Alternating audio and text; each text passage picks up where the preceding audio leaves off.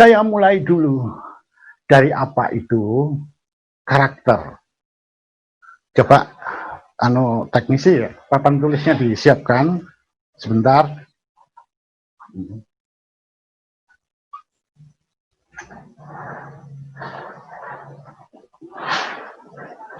Nah, ini ada tulisan. Semoga ini jelas ya. Jadi di sini saya tunjukkan satu persatu apa sih sebenarnya karakter. Kalau kita sedang bekerja dengan komputer, tentu kita akan bermain-main dengan notasi-notasi seperti ada di sini A, B, C, D, huruf kapital, huruf besar. Ini disebut huruf abjad atau alfabet. Ada yang huruf kecil, sama aja disebut huruf abjad dan alfabet. Kemudian di sini ada angka 0, 1, 2, 3, sampai 9. Ini disebut angka, bilangan, atau numerik. Nanti ini yang dalam bahasa Inggris akan disebut digit. Kemudian ada titik, titik koma, tanda tanya, tanda seru. Ini disebut tanda baca. Kemudian ada plus, minus, kali, bagi, dan sebagainya. Itu tanda operasi matematik. Kemudian di sini ada alfa, beta, gamma, dan sebagainya sampai simbol-simbol yang lain itu disebut simbol-simbol. Baik itu huruf, angka, tanda baca, dan semuanya ini yang disebut dengan nama karakter. Dalam bahasa Inggrisnya ini penulisannya, karakter. Dalam bahasa Indonesia disebut karakter. Jadi, karakter itu apa? Karakter itu adalah notasi-notasi, baik berupa huruf, angka, tanda baca, dan lain sebagainya. Seluruhnya ini, notasi-notasi yang biasa digunakan di komputer untuk mengetik atau untuk apapun juga, itu semuanya disebut dengan nama karakter. Makanya kalau Anda membaca di kamus misalnya, atau di situs-situs manapun yang mereka bicara dengan cara ilmiah, maka akan mengatakan adalah karakter adalah himpunan notasi-notasi seperti huruf, angka, dan lain-lainnya. Nggak jauh dari itu definisinya. Nah, itu tadi pengertian daripada karakter. Ingat, titik adalah karakter. Spasi. Jadi, keyboard tolong. Keyboardnya tolong ya.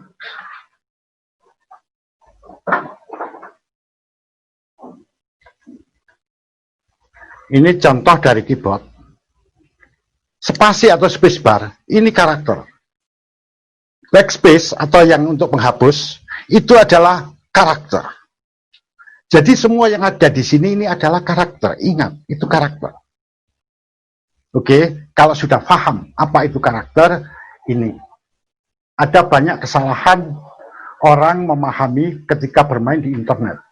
Ada satu situs atau apapun juga menyebutkan, tolong masukkan password Anda, kurang lebih seperti itu, dengan menggunakan alfanumerik. Apa yang dimaksud alfanumerik? Alfanumerik itu gabungan alfabet, huruf, dengan angka. Nah, kalau Anda memasukkan password atau apapun, selain itu ada titiknya, ada komennya, yang nggak akan masuk. Banyak orang yang salah, dia kasih spasi yang nggak masuk. Jadi nanti kalau ada tulisan seperti itu, alfanumerik artinya hanyalah alfabet dan numerik yang diperkenankan. Ini sering ya orang bermain internet atau apapun juga, membuka password, salah dia menuliskannya. Oke, di sini. Sekarang saya berikan contoh.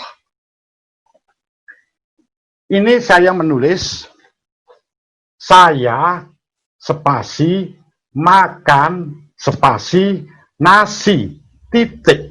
Itu ada berapa karakter? Kalau kita hitung, saya ada 4. Spasi ini juga karakter, berarti ada 5. Makan ada 5, total 10. Ada spasi lagi, berarti 11. Nasi 4, 15. Titik, termasuk spasi 16. Jadi ini totalnya 16 karakter. Contoh yang kedua, siapa namamu? Siapa ini 5 karakter, ditambah spasi 6. Namamu ada 6, berarti 12, ditambah tanda tanya, 13 karakter. Ini pengertian dari karakter. Jadi karakter itu seluruh notasi. Del masuk karakter. Backspace yang untuk ngedel ke belakang itu karakter. Enter karakter. Escape karakter. Ingat baik-baik itu. Soalnya ini penting di belakang hari nanti. Ya, dalam troubleshooting itu nanti penting sekali. Anda bisa lakukan hacking sebetulnya nanti. Asalkan Anda kuasai programming, hacking apapun mudah dilakukan dengan cara ini. Kalau Anda paham apa itu bit byte. Nah, oke. Selanjutnya saya jelaskan tentang byte ya, seperti ini.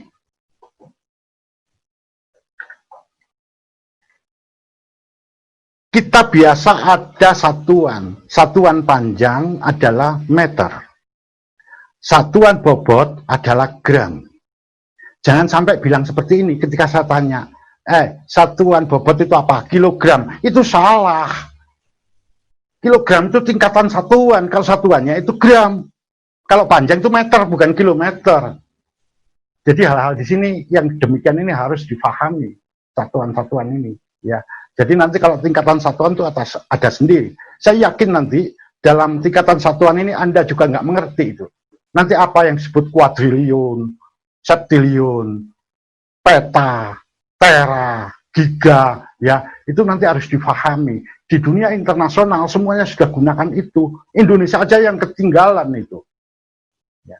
Baik, sekarang dengerin ini. Saya akan jelaskan apa yang disebut byte. Saya tuliskan aja di sini.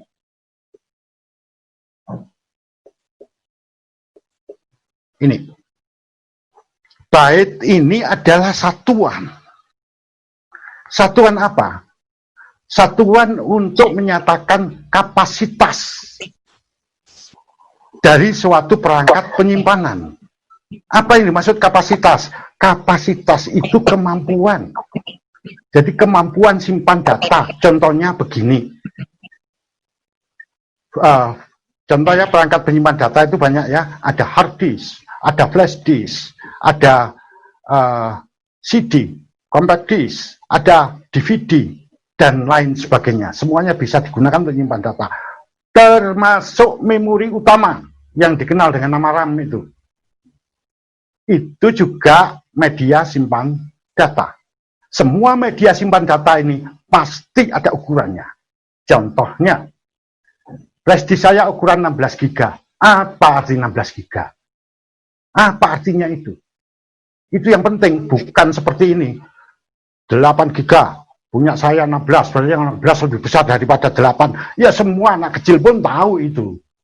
Tapi yang penting, apa artinya? Jadi, sekarang saya jelaskan. Ada satuan byte.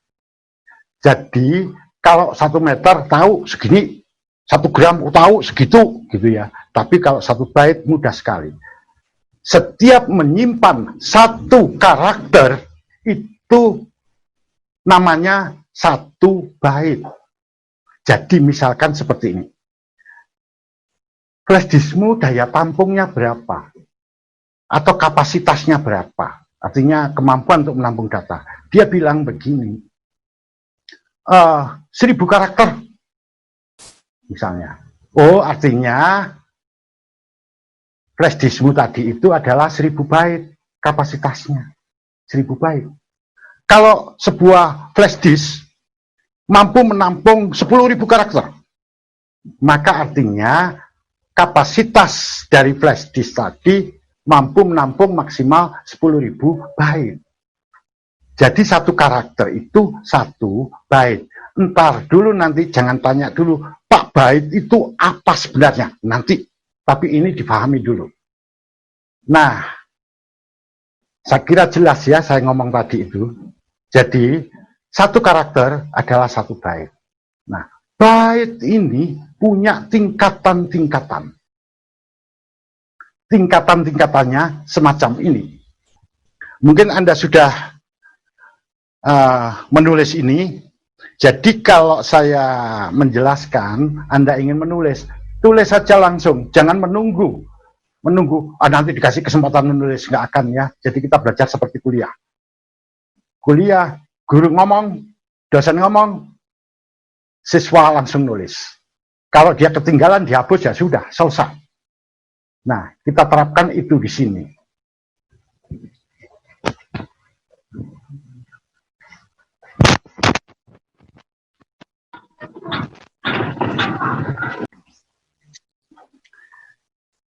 Apa sih tingkatan-tingkatan dari satuan bait itu? Ya, ada kilo. Kemudian di sini ada mega, ada giga, ada tera. Ayo teknisi, di atas tera apa? Yang bener aja. Setelah peta apa teknisi? Setelah eksa apa? Salah. Ya betul ya. Tadi ya sampai akhirnya yota. Kilo artinya 1000. Mega artinya 1 juta. Giga artinya 1 miliar. Tera artinya 1 triliun. Peta artinya, ini yang saya tanya itu. Banyak anak PKL, SMK, dan banyak anak SMA, bahkan mahasiswa. Saya tanya, di atas triliun apa? Enggak tahu, payah ini. Ya, padahal pelajaran itu di SMP ada. Di atas triliun apa? Nah, itu dia. Ini namanya kuadriliun.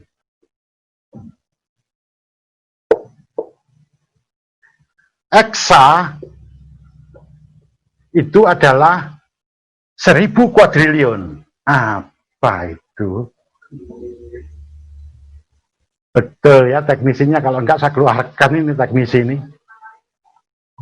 Kuintiliun.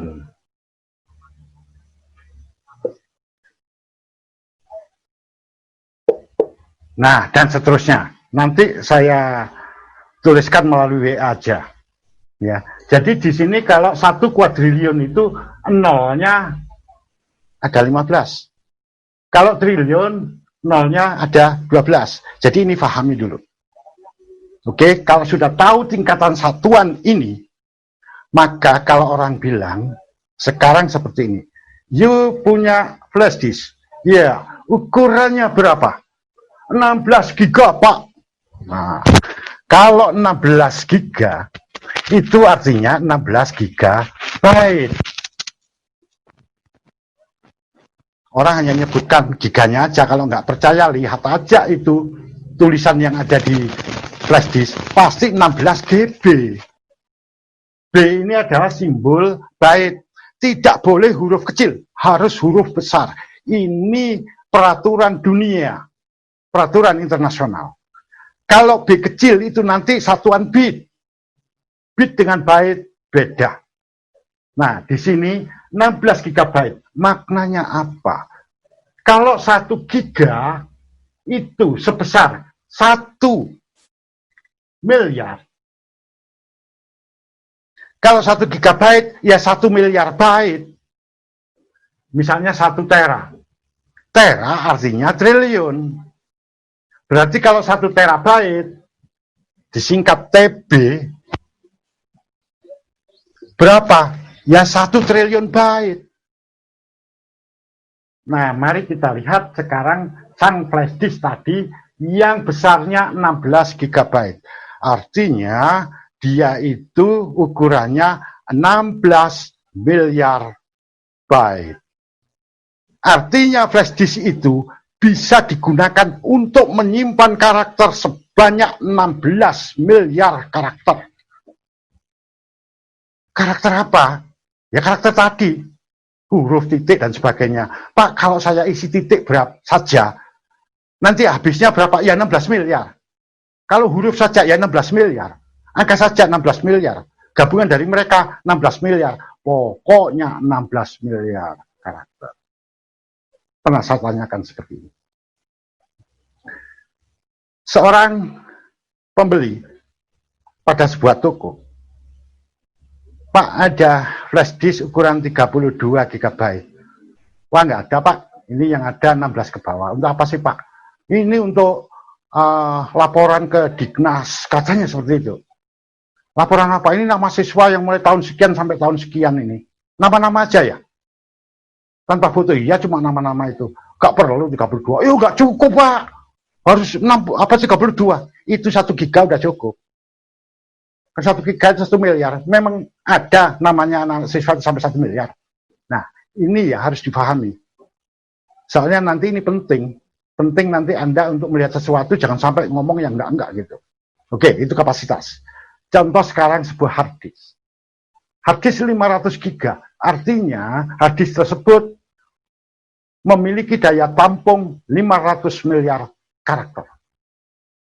Kalau 1 tera berarti 1 triliun karakter. Itu daya tampungnya. Jadi kemampuan menampung data tadi disebut kapasitas. Ya. Ini kapasitas. Di mana ini berasal dari bahasa Inggris, capacity.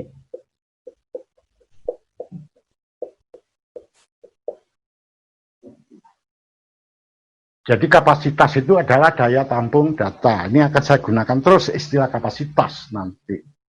Nah, ini makna daripada byte tadi. Jadi byte adalah sebuah satuan yang digunakan untuk menyatakan banyaknya kapasitas media penyimpanan. Ya, jadi byte itu sebetulnya singkatan dari binary term. Jadi byte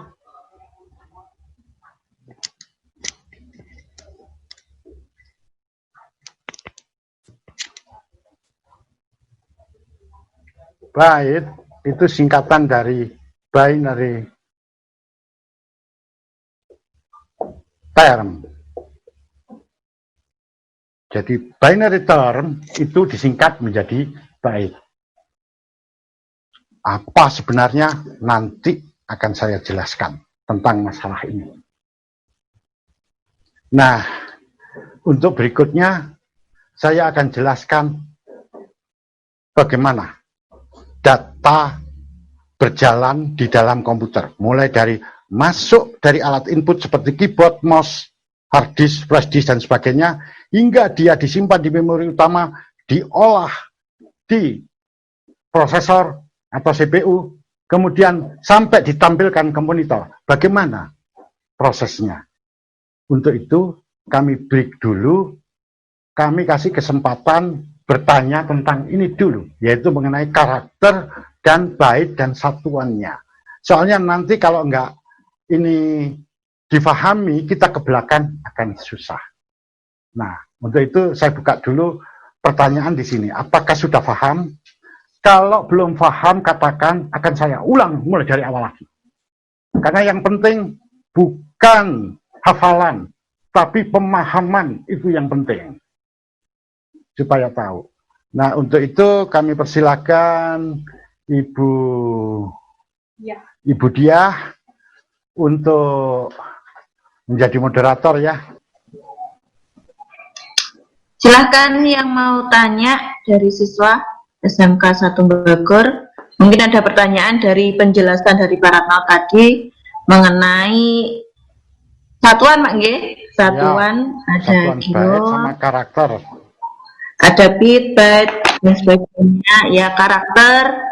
Nah, ada yang ditanyakan, mungkin kalau yang kelas 10 dulu, anak-anak belajar mengenai sistem bilangan, Pak. Jadi dari byte ke bit, itu aja. Jadi kita kemarin ngajarnya nggak sampai ke karakter dan sebagainya, jadi hanya penjelasan dari bit atau byte aja. Mungkin ada anak-anak ada yang ditanyakan, silahkan.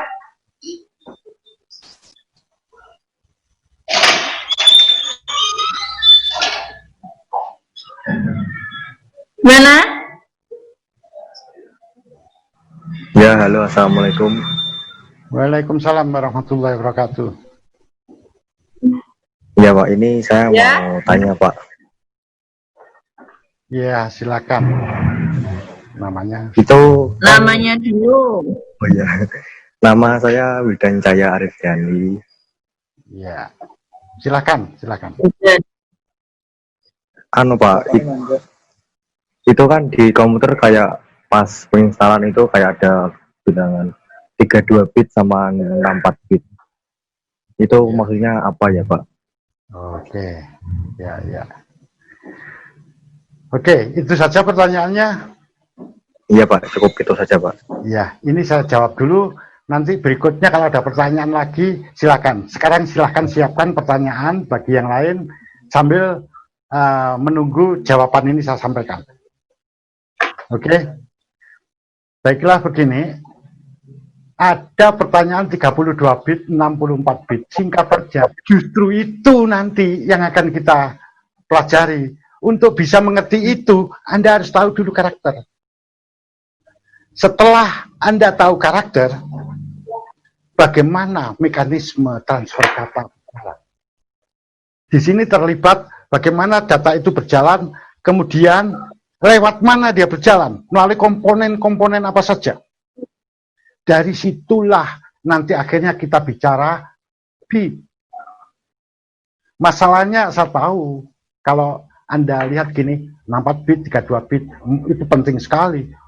Kalau komputer Anda, komputernya 32 bit, Anda instalkan 64 bit, install sih masuk, tapi begitu di running nggak akan jalan.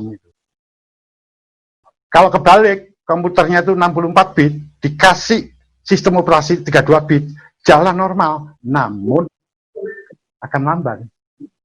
Nah, ini penting. Untuk bisa memahami itu, nggak mudah, harus paham apa yang akan kita jelaskan. Ini yang saya katakan penting sekali.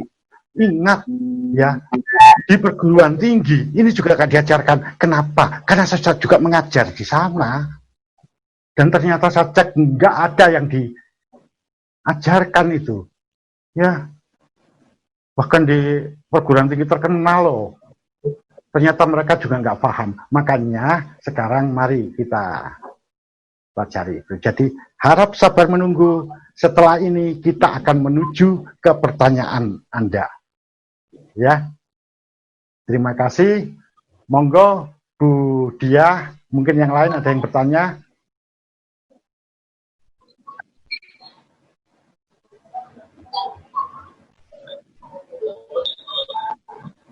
Ada lagi yang ditanyakan?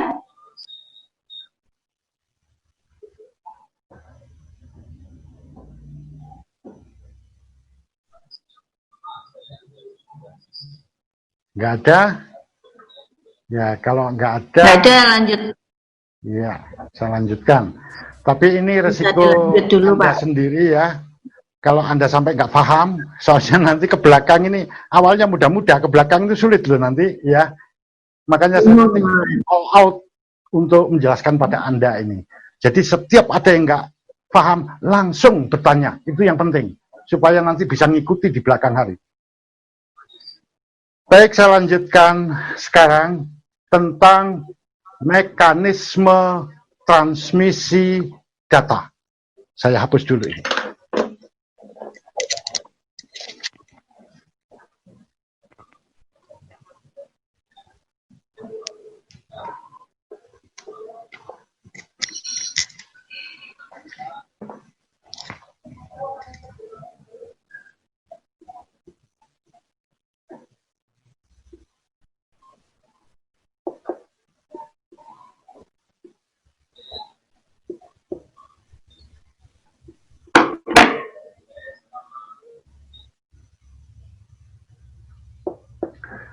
ada istilah transmisi, transfer, pengiriman, artinya sama saja.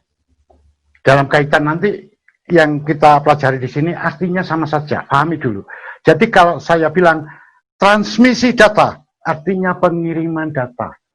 Transfer data, artinya pengiriman data. Jadi seluruh kata-kata ilmiah ini saya jelaskan ke kalian siswa supaya kalian paham betul. Jadi nanti akan saya gunakan semuanya. Saya menggunakan kalimat transmisi, transfer, pengiriman, itu sama saja. Ini nanti pengetahuannya di bandwidth nanti ya. Oke, kemudian di sini saya ada kalimat lagi yaitu mekanisme.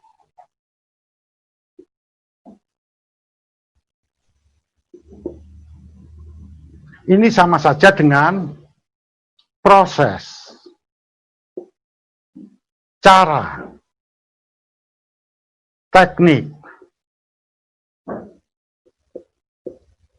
Ini bukan persamaan kalimat umum, tapi ini khusus dalam topik bahasan kita saja pengertian ini boleh disamakan ya. Jadi mekanisme artinya proses. Proses itu apa? Cara. Apa sih teknik? Jadi kalau saya bilang mekanisme transmisi data, artinya cara pengiriman data. Proses transfer data, artinya cara pengiriman data. Jadi nanti kalimat-kalimat ini sering digunakan di berbagai buku itu lain-lain gitu penulisannya. Sehingga nanti kalau orang nggak paham, ini apalagi seperti itu. Jadi ini pahami dulu kalimat ini. Karena ini akan saya gunakan seterusnya. Baik, sekarang saya tunjukkan sebuah motherboard. Saya perkenalkan nama komponen-komponen. Setelah itu baru saya jelaskan bagaimana mekanisme data berjalan. Karena tanpa tahu ini, Anda tidak akan bisa reparasi. Ya, tapi kalau kalian semua memahami ini, tak usah diajari troubleshooting. Nanti ada puluhan permasalahan komputer bisa Anda temukan sendiri. Jadi kalau mengajarkan troubleshooting satu persatu percuma. Ya. Jadi nanti dengan cara ini kalian semua bisa melihatnya sendiri. Saya perkenalkan dulu nama-nama ini. Coba ya teknisi dilihat itu jelas enggak itu gambar saya itu. Nanti kalau kurang jelas, mohon segera diberitahu. Jelas ya? Oke. Ini mundur, belakang. Sudah. Oh iya lampunya ya yang terlalu ya. Bagaimana kalau seperti ini? Coba seperti ini. Oke. Oke. Ini CPU. Prosesor. Ya, nama lainnya adalah CPU. Lebih baik kita menggunakan CPU. Kalimat itu karena itu lebih tepat untuk urusan ini, lebih tepat nyebut CPU karena prosesor nanti itu banyak. Kartu grafis itu prosesor juga loh, GPU itu ya. Jadi kita sebut CPU aja lebih tepat supaya nggak bingung. Ini CPU. Kemudian benda yang ada tepat di bawah CPU ini yang disebut not bridge. Jadi saya lupa tadi saya belum sebutkan pada Anda bahwa yang saya gunakan ini adalah motherboard tipe lama yang sekarang sudah tidak diproduksi, namun masih banyak digunakan di kantor-kantor, di sekolah, baik perguruan tinggi, sekolah menengah dan sebagainya masih menggunakan itu. Tapi dalam bentuk baru sudah tidak diproduksi, semuanya bentuk second. Nah, ini sudah ketinggalan zaman. Core 2 Duo, Core 2 kuat, Pentium Dual Core itu sebetulnya sudah ketinggalan zaman, tapi masih layak pakai untuk internet. Ya, bahkan untuk render film masih juga bisa kok itu. Ya, makanya di Indonesia masih dipertahankan.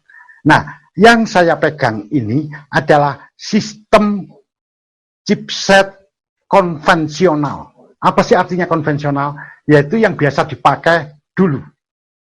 Sekarang sudah nggak dipakai. Tapi nanti Anda belajar yang baru tanpa mengerti ini akan kesulitan. Jadi harus kita mulai dari sini. nanti ke belakang kita akan gunakan sistem baru yang menggunakan single chipset. Platform controller hub, itu nanti namanya, nanti aja itu. Kita perlihatkan yang konvensional dulu. Saya ulang, ini adalah CPU. Ini adalah chip not bridge. Dan yang di bawah ini adalah chip short bridge. Biasanya kedua chip ini tertutup oleh heatsink kecil. Ini heatsinknya sudah saya lepas. Sehingga tampak wujudnya aslinya chipnya. Jadi ingat, yang satu not bridge, yang satu short bridge. Keduanya inilah yang biasa disebut dengan nama chipset. Nanti ada penjelasan sendiri tentang chipset. Jadi yang dimaksud chipset di sini adalah chipset yang ada pada motherboard. Sebab kata chipset itu artinya adalah sepasang chip yang memiliki fungsi yang sama. Dan itu di kartu grafis ada chipsetnya, di memori utama ada chipsetnya, di kartu video, kartu audio atau sound card ada chipsetnya. Chipset itu ada di mana-mana gitu, di semua perangkat. Tapi yang kita bahas di sini adalah chipset yang ada di motherboard. Nah, ini sistem chipset konvensional. Jadi ini not bridge, yang ini short bridge. Baik, saya perkenalkan lagi. Ini adalah port PS2. Sedangkan yang ini port USB. Ini bisa untuk apa? Khusus untuk mouse dan keyboard. Sedangkan kalau yang USB bisa untuk semua. Oke. Sekarang saya jelaskan. Kalau Anda gunakan mouse atau keyboard dengan syarat mouse dan keyboard tersebut menggunakan USB. Jadi konektornya konektor USB. Keyboard tadi mana? Coba.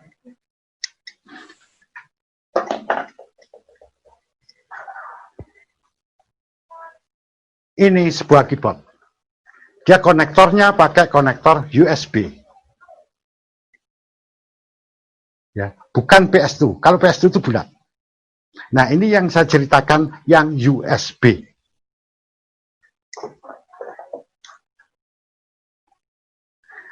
Data karakter yang diketikkan melalui keyboard dari port USB ini nanti akan dikirim ke short bridge.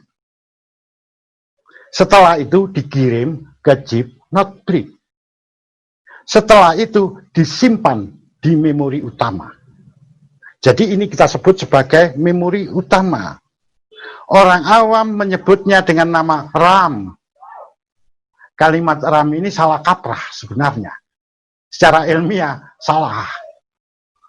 Karena itu nama suatu teknologi. Tapi sekarang ini sudah banyak menggunakan kata-kata yang tadi ya sudah silahkan aja. Ya, tapi nama benarnya adalah main memory module, artinya modul memori utama. Jadi tepatnya kita menyebutnya memori utama. Oke, saya ulang. Data yang dimasukkan dari keyboard atau dari mouse itu klik itu kan data juga ya. Itu. Jadi karakter tadi dari USB dikirim ke short bridge. Kemudian dikirim ke not bridge dan disimpan di memori utama. Itu prosedur pertama. Apabila data tadi ingin diolah, misalnya kalian menuliskan seperti ini contohnya, 4 kali 5. Maka ketika 4 ditulis, 4 dikirim ke sini disimpan di memori utama. Angka 5 dituliskan sama, dikirim ke short bridge, ke not bridge, disimpan memori utama. Kemudian dimasukkan perintah kali. Ketika diklik, lakukan. Biasanya pakai enter atau pakai mouse. Tak, langsung angka 4 dan 5 tadi yang disimpan di memori utama akan dikembalikan ke not bridge dan dikirim ke CPU. disinilah diolah. Setelah diolah, dia dikembalikan lagi ke notebook. Kemudian disimpan lagi ke memori utama. Seperti itu, bolak-balik dia. Terus bagaimana bisa tampil di monitor? Kalau seandainya di monitor itu dipasang layar monitor, maka data tadi yang ada di sini dikembalikan ke notebook lagi dan dikirim ke port monitor. Kalau dia pakai kartu grafis, dia dikirim kartu grafis, akhirnya ke monitor. Itu prosedurnya. Ya.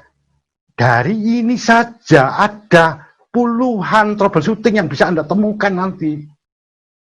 Misalnya, Pak, diketik-ketik kok nggak masuk, datanya kenapa? Nah, itu dari sini tahu mana yang harus diganti nanti.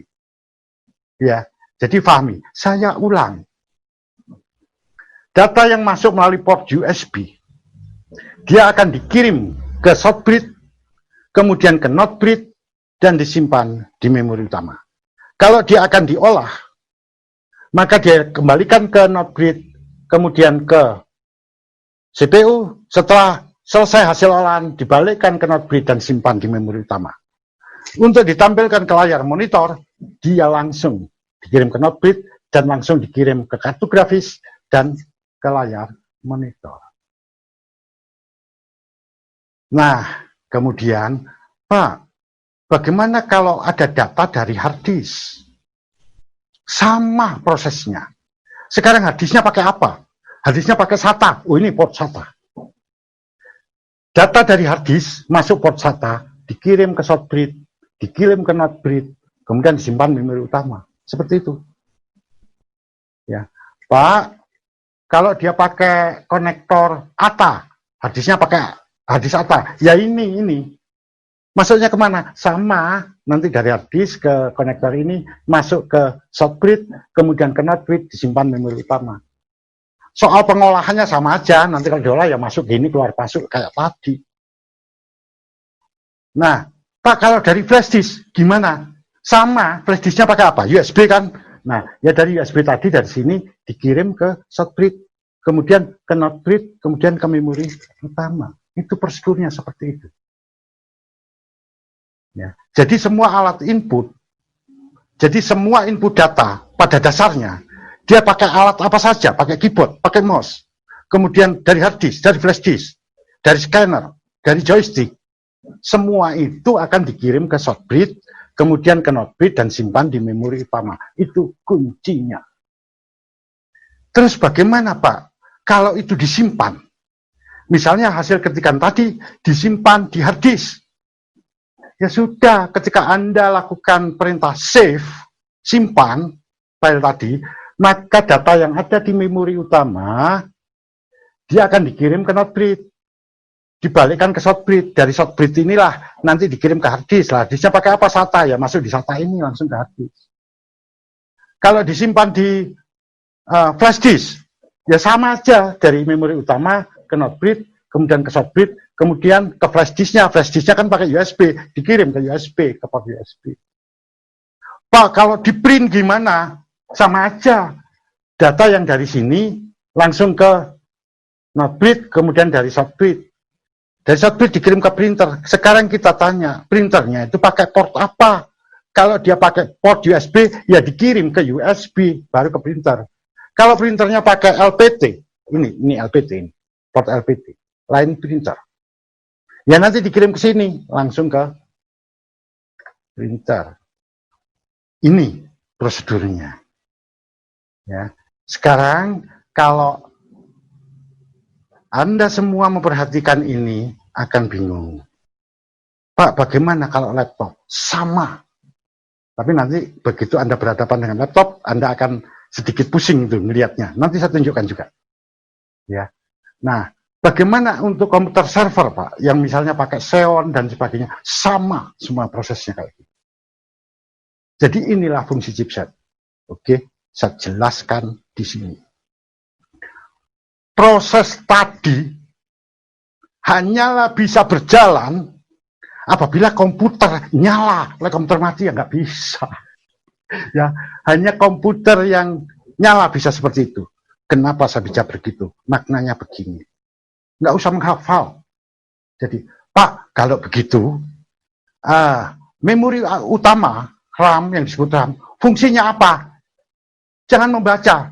Sesat Anda nanti kalau membaca. Dihafalkan. Oh, memori utama fungsinya adalah ini. Dihafalkan ini. Nggak boleh.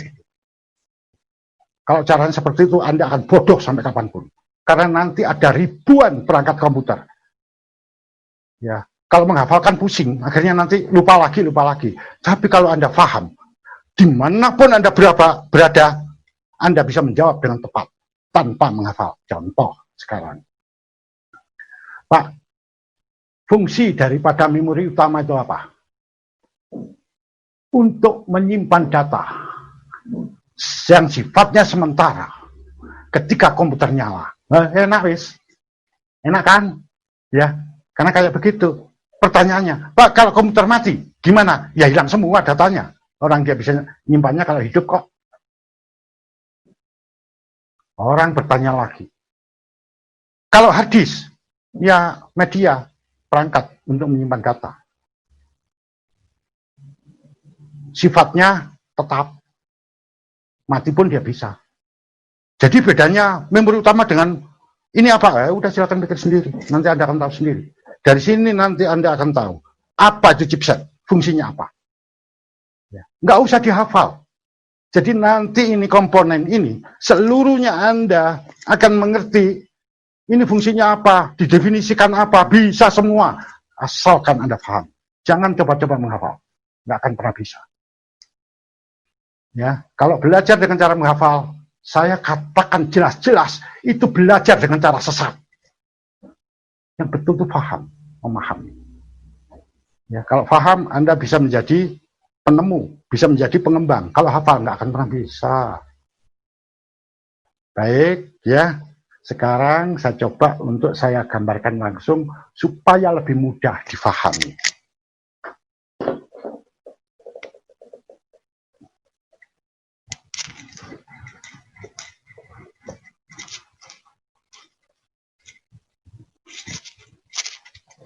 Perhatikan baik-baik di sini. Saya gambar sebuah kotak. Kotak ini adalah CPU. Kemudian saya gambar kotak lagi di sini. Kotak ini adalah NOT bridge.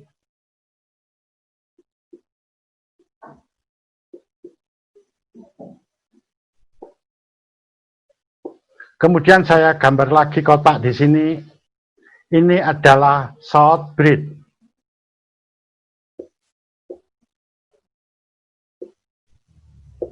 Kemudian ini saya gambarkan. Ini terhubung dengan ini terhubung dengan ini terhubung dengan memori utama. Saya gambarkan memori utama.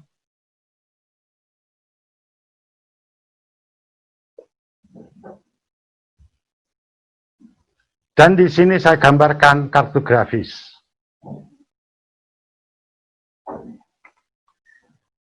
NOT bridge terhubung ke kartu grafis. Mari kita lihat sekarang. Keyboard USB. Jadi di sini saya tuliskan aja USB. Ini terhubung ke short bridge. Kemudian hard disk HDD. Ya ini hard disk terhubung ke short bridge. Kemudian nanti seperti audio ya, jadi yang untuk speaker itu jack gitu ya, itu terhubung ke short bridge dan lain-lain. Alat input, maksudnya tandanya ini alat input.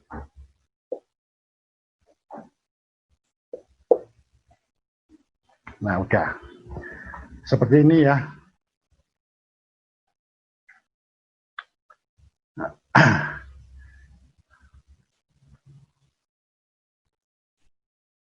Oke.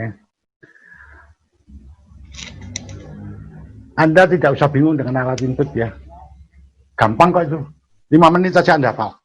Alat input itu adalah alat apa? Alat yang digunakan untuk memasukkan data ke komputer. Semua yang digunakan untuk masukkan data namanya input. Kalau output, alat yang menerima data dari komputer untuk ditampilkan ke manusia atau dicetak dan sebagainya, itu output. Sudah, hanya 2 menit Anda sudah tahu apa itu alat input dan output. Tak perlu membahas panjang-panjang. Jadi dengan cara demikian, alat input adalah alat yang digunakan untuk memasukkan data ke dalam komputer. Contohnya keyboard, mouse. Waduh, banyak sekali. Silakan. Ya. Kalau alat output, ya yang berasal dari komputer ditampilkan apa saja, monitor, printer, macam-macam. Jadi nggak perlu lagi kita menghafal. Oke, gimana? Perlu anu dulu. Baik, selanjut ya. Sekarang enak sekali sekarang kita pahami. Tadi data yang berasal dari keyboard, mouse, pokoknya semua yang dari USB, dari flash disk dan sebagainya, yaitu akan masuk ke Notebridge. Nih, saya kasihkan gambar. Dari Notebridge akan menuju dari Softbridge menuju ke Notebridge, kemudian ke memori utama. Enak sekali sudah sekarang. Nah, kalau mau diolah di komputer, di prosesor, dia akan kembali ke sini. Notebridge kemudian dikirim ke prosesor atau ke CPU. Hasilnya dikirim kembali ke Notebridge dan dikirim kembali ke memori utama. Kalau dia dialirkan ke monitor untuk ditampilkan di monitor, maka dia akan ditampilkan kemari. Nah, ini perlu dipahami. Sama nanti kalau dari hard disk juga begitu. Ya, jadi nanti USB ini ada banyak ya USB di situ. Nah, misalnya ini keyboard, saya tuliskan keyboard. Atau mouse. Kalau ini yang dan lainnya ya. Nah, apa sih yang terjadi? Kalau Anda pahami tadi menggunakan perangkatnya langsung Anda akan sulit. Kalau dengan ini sudah tahu alurnya. Bagaimana data berjalan? Dari hard disk menuju ke Softbridge menuju ke Notebridge menuju ke memori utama. Kalau dia akan diolah dari memori utama ke Notebridge ke sini dan seterusnya. Dengan cara ini lebih mudah Anda memahaminya.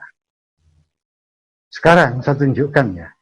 Kalau melalui misalnya ada motherboard laptop, bagaimana prosedur di laptop? Anda akan pusing. Ya, karena laptop itu macam-macam kayak begini. Ya, ini contohnya nih. Ini. Nih. Ini prosesornya. Ini Softbridge-nya. Kemudian ini Notebridge-nya.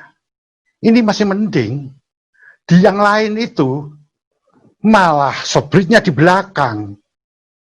Jadi akan bingung. Lari ini mau menuju ini, bingung. Tapi kalau melihat ini nggak akan bingung. Dengan sendirinya.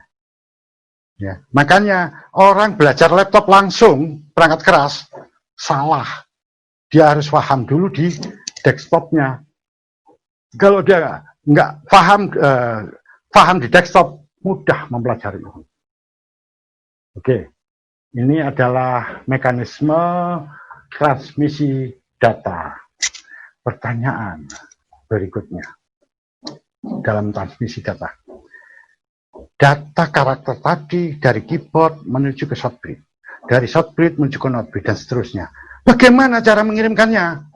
Apakah huruf A jalan-jalan gitu, huruf B jalan-jalan begitu? Enggak. Ya. Dia pakai sinyal-sinyal listrik. Bagaimana bentuk sinyalnya? Itu nanti sinyal-sinyalnya yang dikenal dengan nama bit nanti. Bagaimana itu? Di break dulu.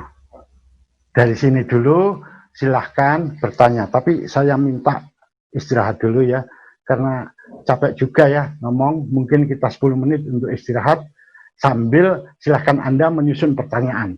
Baik pertanyaan mulai dari yang awal tadi, mulai karakter, baik satuan kapasitas penyimpanan, ya, jadi kilobyte, megabyte dan sebagainya, sampai ke mekanisme ini silahkan disusun. Nanti ketika kita masuk lagi, kita tinggal tanya jawab. Bu Husnul, Bu Diah, saya mohon istirahat 10 menit ya Bu ya. Iya Kak, monggo. Oke. Silahkan siswa untuk menyusun pertanyaan. Jadi saya akhiri dulu 10 menit lagi kami lanjutkan. Wassalamualaikum warahmatullahi wabarakatuh.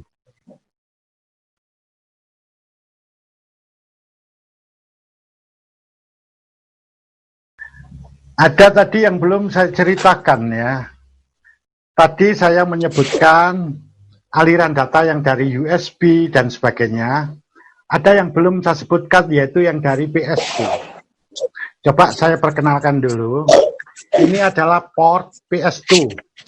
Yang ini port paralel atau LPT. Kemudian yang bawahnya ini port serial.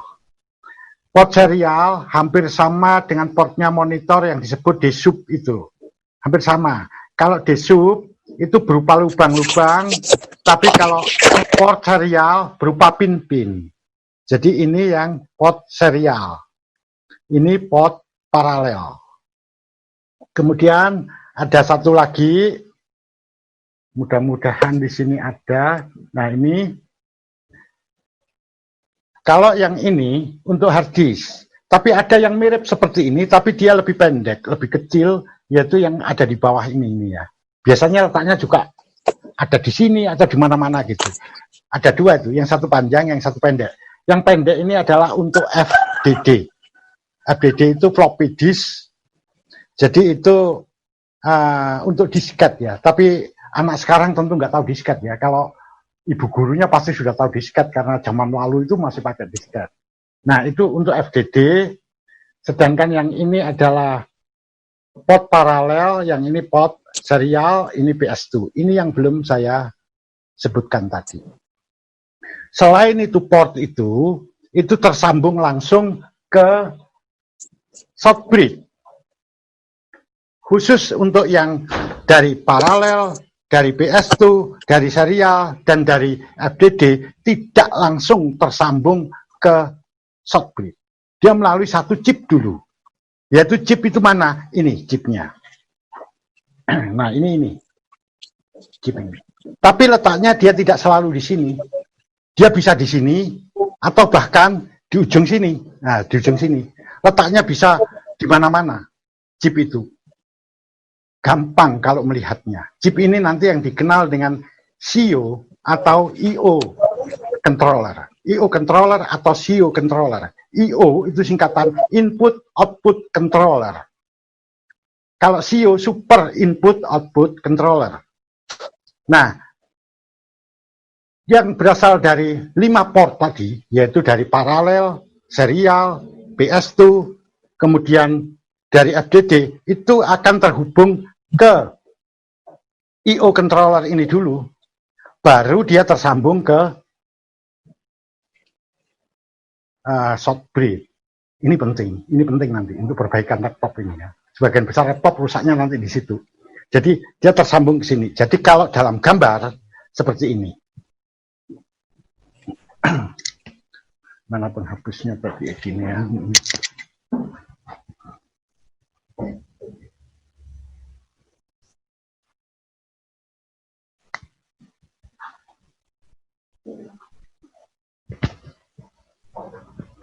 Ini saya tambahkan tadi HDD, kemudian ada LAN ya, tadi juga nggak saya tuliskan. Nah ini akan tersambung ke satu chip lagi. Chip ini yang disebut IO atau CO controller.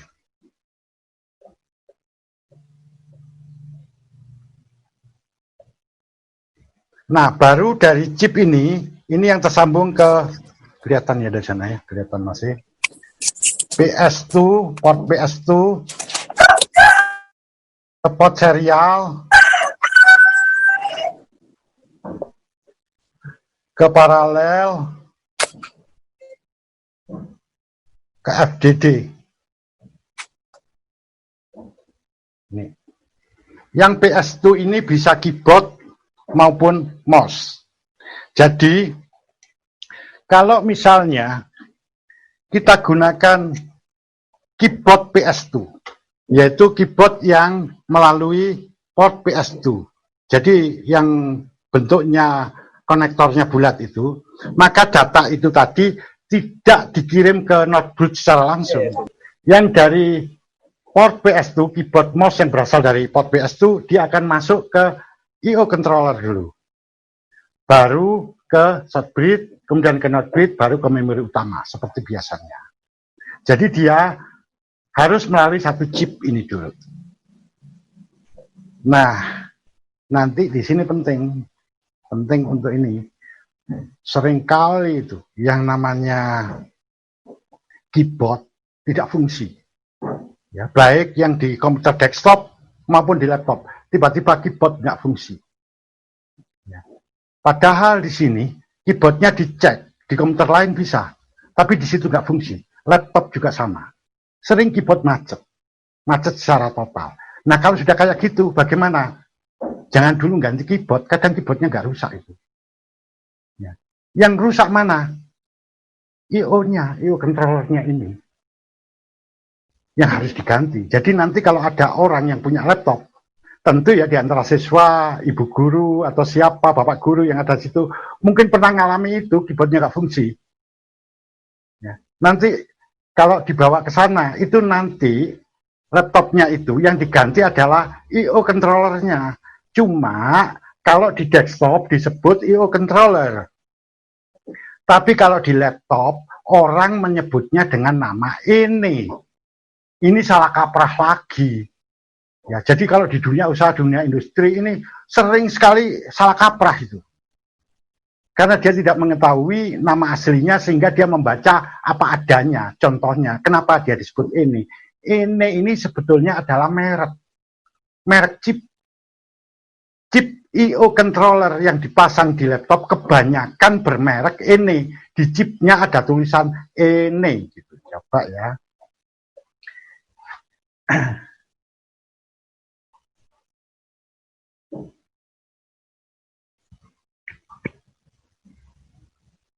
Nah ini ya, makanya nanti kalau kita bicara di laptop itu langsung bingung.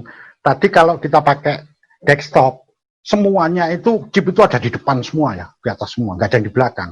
Kalau di laptop beda, contohnya kayak begini. Ini ada prosesor, ini malah shortbread-nya malah di sini, di atas, harusnya di bawah, ini di atas. Notebook-nya di sini. I/O controllernya yang disebut ini tadi ada di sini baliknya. Saya dekatkan ya. Ini ya mungkin bisa jelas nih. Mana ini? Ini nih yang saya tunjuk. Ini ada tulisan ini.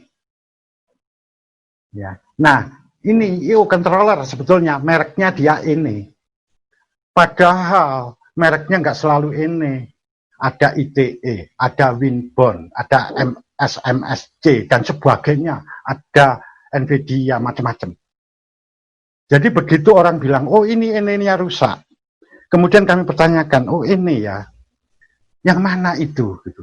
Loh iya, ini nggak ada ininya ini. Nah itu, ya. Berarti ini baru. Ya kami terpaksa kasih tahu pada teknisi, itu bukan baru. Ininya itu yang kamu tunjuk itu tadi. Kebetulan itu namanya ITE. Jadi ini itu sebetulnya merek. Nah ini ya, jadi nanti harus tahu kalau ada keyboard di laptop rusak, di mana keyboardnya masih fungsi sebenarnya, maka biasanya kalau keyboardnya rusak,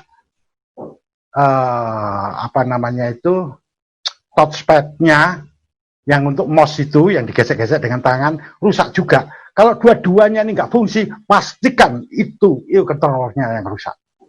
Artinya Anda nggak usah repot-repot, lepas saja itu, diganti lagi, diganti chip yang lain. Jadi biasanya diambilkan dari chip motherboard yang rusak juga, tapi yang masih I/O controllernya chip itu masih fungsi, dilepas dimasukkan situ. Di tukang reparasi pun begitu, karena nanti chip I/O controller itu nggak dijual di pasaran, nggak ada.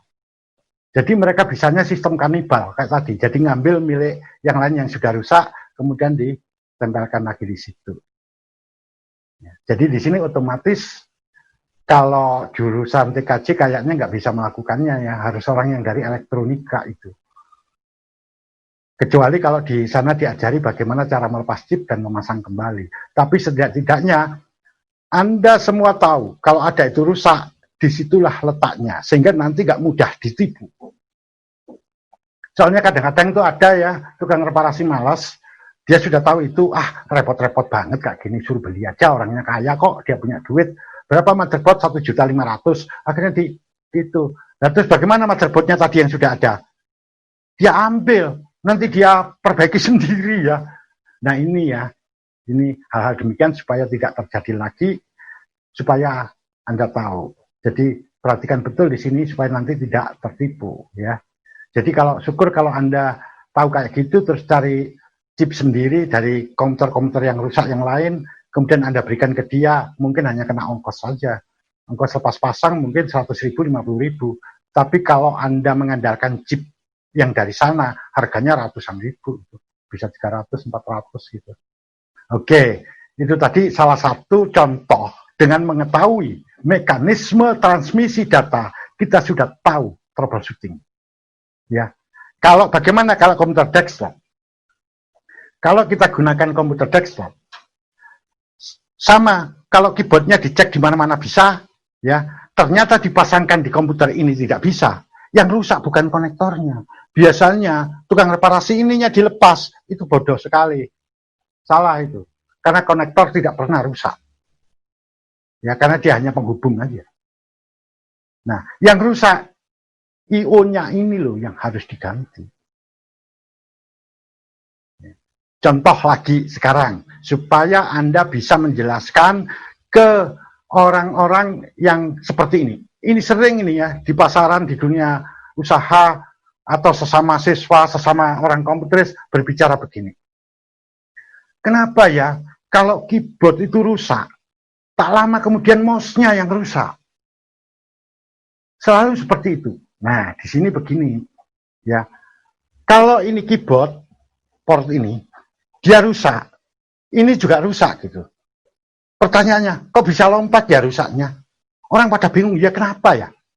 Padahal itu gini, karena dua-duanya masuk dalam satu chip. Kalau dalam satu chip ini rusak, ya semuanya rusak. Nanti akhirnya yang rusak tidak hanya ini juga rusak, ini juga rusak. Maksudnya tidak nyambung, karena dia nyambungnya ke sini semua, ininya lah yang rusak. Jadi kalau di dalam gambar ini, apabila port PS itu sudah nggak fungsi, ini nggak fungsi, ini nggak fungsi, ini nggak fungsi, ininya yang harus diganti. Contoh penanganan kedua. Pak, ini keyboardnya nggak fungsi sudah. Terus katanya nggak bisa diganti karena chipnya ini nggak ada. Berarti ini harus ganti motherboard. Ntar dulu, jangan dulu. Ya, kenapa? Masih fungsi kok. Gimana gunakan keyboard USB? Kenapa keyboard USB? Lihat di sini, USB. USB nggak melalui I/O controller, dia langsung ke shortbread.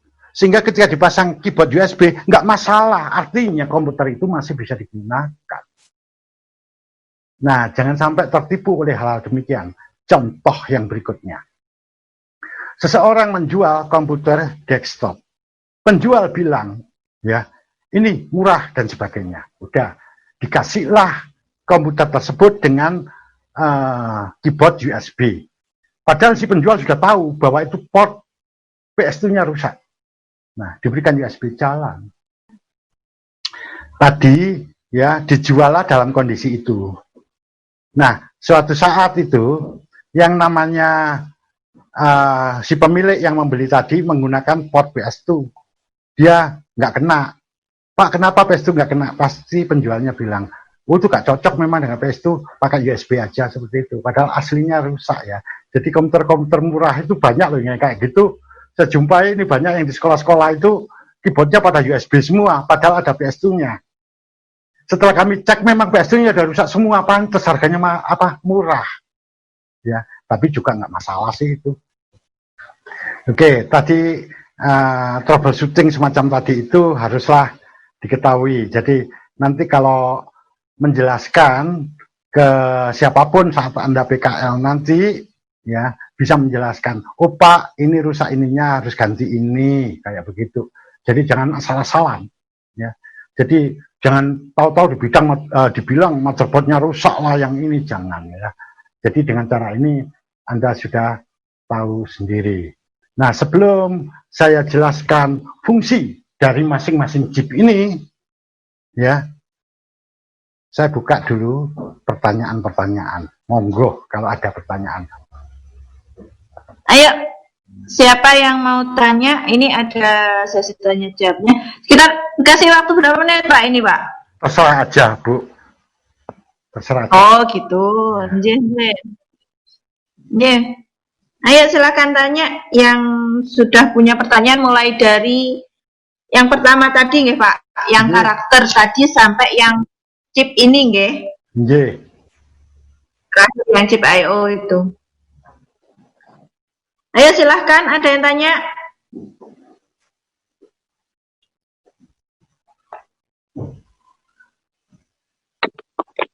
Halo. Assalamualaikum. Ada yang tanya? Ya, waalaikumsalam. Sebutkan nama Waalaikumsalam, dulu. Pak. Nama saya Akbar Beniko Ramadhani. Ya. 11 TKJ 1. Oke. Pertanyaannya? Dari SMKN 1 Bogor. Ya. Pertanyaannya? Mau bertanya, Pak? Ya. Misal, Silakan. enggak, Pak. Misal prosesor Core 2 Duo dipasang RTX 2080 Ti, maka performa dan kestabilannya sangat kurang karena perbedaan umur dan spesifikasi yang cukup jauh. Apakah terjadi kendala transmisi data antara prosesor dan graphic card? Kalau ada, mengapa bisa terjadi? Coba diulang ya pertanyaannya. Saya ulangi, Pak. Ya, silahkan. Misal, prosesor Core 2 Duo dipasang graphic card RTX 2080 Ti, Ya. maka performa dan kestabilannya sangat kurang. Ya. Apakah terjadi kendala transmisi data antara prosesor dan graphic card? Kalau ada, mengapa bisa terjadi? Oke. Ya. Ya. Itu, Pak. Ya, ya. Terima kasih. Baik. Sama-sama. Baik, saya jawab aja secara langsung daripada nanti lupa ya. Jadi yang lain kalau punya pertanyaan silakan disusun. Setelah ini nanti silakan bertanya. Begini, mari kita lihat grafik card. Grafik card itu grafik eksternal, jadi grafik yang dipasang di slot ekspansi ya, di slot. Nah, grafik tadi dia terhubung kemana? Terhubung ke not bridge. Dia, karena Core 2 Duo ya, kalau Core 2 Duo dia masih pakai chipset sistem ini.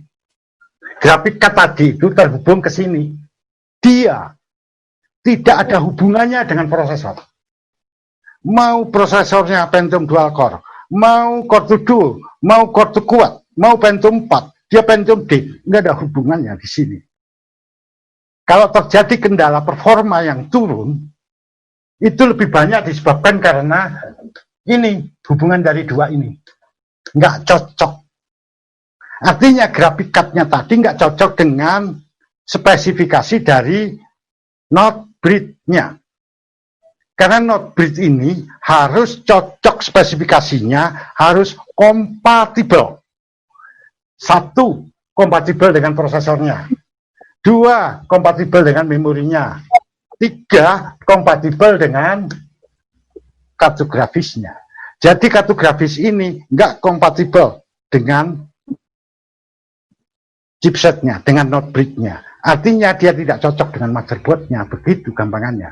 Jadi kalau mau disalahkan, salahkan motherboard-nya dengan grafiknya. Untuk menangani hal ini, ya memang nggak ada cara, kecuali harus menggantinya.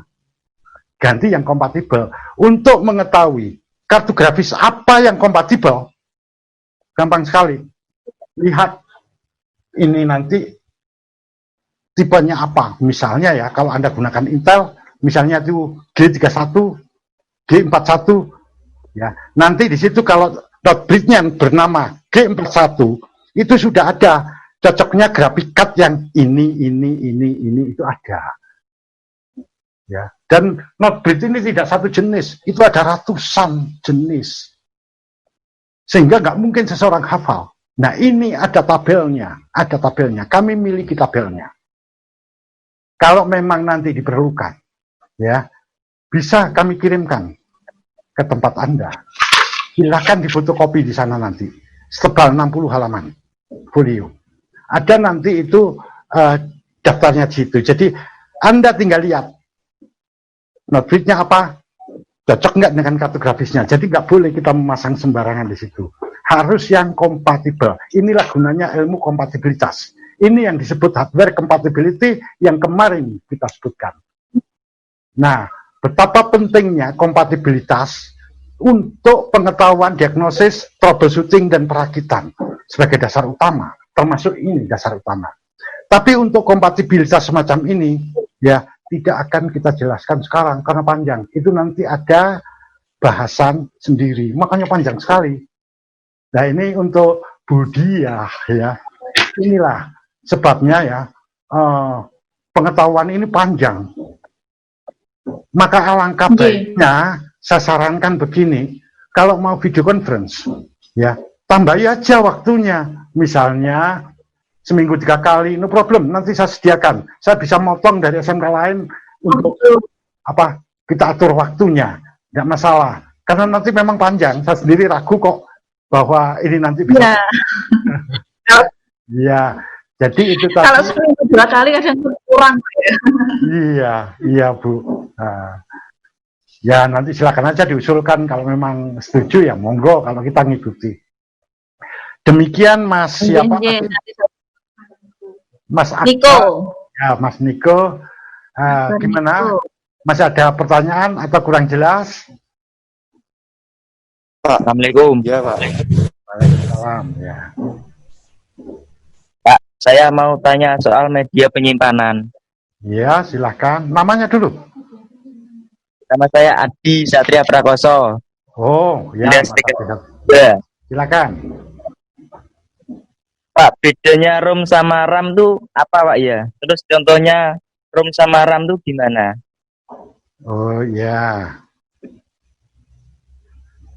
Udah, itu aja.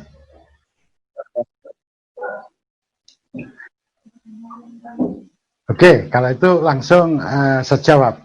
Begini, ROM sama RAM, ya. ROM singkatan read only memory.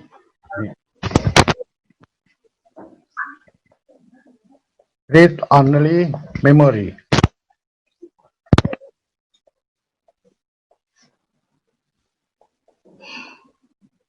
Kalau RAM, random access memory, saya kira itu semuanya sudah tahu, nggak usah saya tulis, ya. Kalau yang random access memory, itu cara penulisan dalam media penyimpanan, itu sifatnya acak. Jadi dia bisa menaruh di mana-mana, tidak harus berurutan. Contoh di memori utama, coba lihat, memori utama, satu. Itu memori utama itu. Ya, satu aja sudah. Ini contoh memori utama. Jadi setiap menulis data itu bisa acak. Misalnya data pertama kali ditulis di sini. Nanti kedua kali tidak harus urut, enggak. Dia bisa di mana-mana. Itu sistem acak, itu RAM. RAM ini jenisnya banyak. Ya. RAM itu contohnya untuk memori utama itu namanya SDRAM. Ya. Cuma SDRAM nanti ada berbagai macam model, berbagai macam jenis. Yaitu ada DDR1, DDR2, DDR3. Nama lengkapnya DDR SDRAM, DDR2 SDRAM, DDR3 SDRAM, DDR4 SDRAM, bahkan ada yang namanya hanya SDRAM begitu saja. Jadi semuanya sebetulnya SDRAM. Nanti ada penjelasan sendiri di situ. Nah, dia nyimpan data sifatnya sementara. Tadi sudah saya jelaskan, ya. Jadi ketika komputer nyala aja dia bisa nyimpan data. Begitu komputernya mati, ya hilang semua datanya. Nah, sebetulnya kalau mau bertanya itu begini ya tepatnya. Nah, disinilah kacaunya pertanyaan. Apa bedanya RAM dengan ROM? Ini nggak nyambung sebetulnya ya. Kalau secara ilmiah nggak nyambung gitu. Harusnya memori utama dengan ROM. Kalau itu nyambung, ya. Nah ini karena salah kaprah, enggak masalah deh. Itu kan salah kaprah aja ya. Oke, jadi yang Anda tanyakan adalah tentu memori utama ini dengan ROM. Contohnya kalau RAM adalah ini contohnya. Contoh kedua di prosesor, di CPU. Di dalam CPU, di dalam chipnya, itu ada yang namanya SRAM, static RAM di dalamnya. Jadi nggak bisa kita lihat dengan mata langsung. Itu jenis RAM juga, itu contoh kedua. Nah, contoh pertama di ini, memori utama. Ini namanya DRAM, Dynamic RAM. Ya, jadi dua-duanya adalah RAM. Nah, bingung kan sekarang Anda, apa itu RAM? RAM itu ada di mana-mana. Ya, jadi makanya nanti kalau kita sebut memori utama ini dia, kalau RAM, wah bisa nanya, lah itu SRAM, static RAM, lah itu dynamic RAM, macam-macam. Oke, itu RAM. Ya, artinya di sini dia sifatnya sementara, yang diproses juga ya, di prosesor. Setelah dia nyimpan, begitu komputer mati, ya hilang datanya. Tidak hanya itu, ketika Anda pakai aplikasi, misalnya MS Word, Anda klik, MS Word disimpan di memori utama, setelah kalian close, bisa hilang di sini semuanya. Ya, dia tersimpan di hard disk saja. Jadi sifatnya sementara. Ini. Kalau ROM, lain, namanya aja read only memory, artinya memori yang hanya bisa dibaca. Bagaimana? Begini. Ada satu memori, kemudian oleh pabrik, diisi data. Setelah diisi data, maka praktis memori tadi sudah tidak bisa diisi lagi. Jadi diisi sekali saja itu. Setelah itu nggak bisa diisi lagi. Dia hanya bisa dibaca melulu. Diisikan nggak bisa. Contohnya BIOS. BIOS itu ROM. Kalau Anda masuk program BIOS, nanti ada menu-menu. Menu-menu itu nggak bisa Anda ubah itu. Sampai mati kayak gitu. Yang bisa diubah itu adalah nilainya, tanggalnya. Nah, sedangkan tanggal, kemudian hadis mana yang diakses dulu, kita pakai USB atau apa untuk installnya, data-datanya itu bukan disimpan di ROM, itu disimpan di lain tempat itu. Nanti ada ceritanya sendiri. Sedangkan BIOS-nya sendiri, yaitu yang menu-menu dan sebagainya, itu tersimpan di ROM. Ada chip ROM, ada di komputer itu, di motherboard. Nah, dia disimpan di situ dan tidak bisa diubah. Bagaimana kalau dia rusak? Ya tamat riwayatnya. Yang bisa ngisi pabrik lagi. Jadi harus diisi ulang. Atau mungkin diganti. Nah, ROM tidak bisa dihapus. Hanya sekali tulis dan dia tidak bisa digunakan kembali. Tapi kalau RAM bisa digunakan berkali-kali. Hapus tulis, hapus tulis, hapus tulis. Contoh kedua, CD. CD itu nanti ada CD-ROM, ada CD-RW. Kalau CD-RW itu read and write. Artinya CD itu bisa ditulisi dan dibaca. Nanti dihapus bisa, ditulisi kembali, dibaca kembali, dihapus lagi, kayak flash disk bisa. Tapi kalau yang namanya CD-ROM tidak bisa. Dia cukup satu kali diisi, setelah itu tidak diisi, bisa diisi kembali. Jadi contoh ROM banyak. Ada CD-ROM, ada BIOS. Ya, nanti masih ada lagi nih. Ya. Contoh RAM tadi adalah memori utama. Kemudian SRAM tadi. Kemudian sebenarnya kalau kita bicara teknologi, ya hard disk itu RAM sebenarnya. Seperti itu kalau secara ilmiah, ya. Tapi nanti aja itu kita bahas. Sebelum Anda tahu, jangan dulu bicara di situ. Ya, nanti nggak bisa menjelaskan malah belepotan. Oke, itu jawabannya. Mungkin Mas Adi bisa mengerti atau kurang jelas. Monggo. Ampun Pak, bisa mengerti. Terima kasih. Oke. Silakan Bu Dia, mungkin ada yang bertanya lagi. Ayo, ada yang tanyakan lagi? Halo. Ya. Halo. Assalamualaikum Bu. Saya Ya, mau bertanya. ya. Silakan. Mengapa SSD lebih cepat dari hard disk, Pak? Mengapa? Ulangi nih. Mengapa Nama dulu nih. SSD? Ya, Assalamualaikum, Pak. Waalaikumsalam. Nama saya Akbar Ikrama. Ya, oke. Nikola. Ya, ya nih. Ya, saya mau bertanya. Ya, Mengapa SSD lebih cepat dari hard disk oke, ya. dalam transfer data? Terima kasih, Pak. Sama-sama. Iya. Memang bagus ya pertanyaan-pertanyaan demikian yang kami harapkan. Tapi yang jelas itu nanti akan dijelaskan berikutnya ya. Jadi untuk bisa mengetahui ini nanti Anda harus tahu apa itu bus, apa itu bandwidth dan sebagainya ya. Baru bisa dijelaskan termasuk kapasitas tadi. Sekarang saya kasih jawaban sementara saja. Begini, SSD itu dia menggunakan chip di dalamnya. Chip yang digunakan adalah jenis RAM.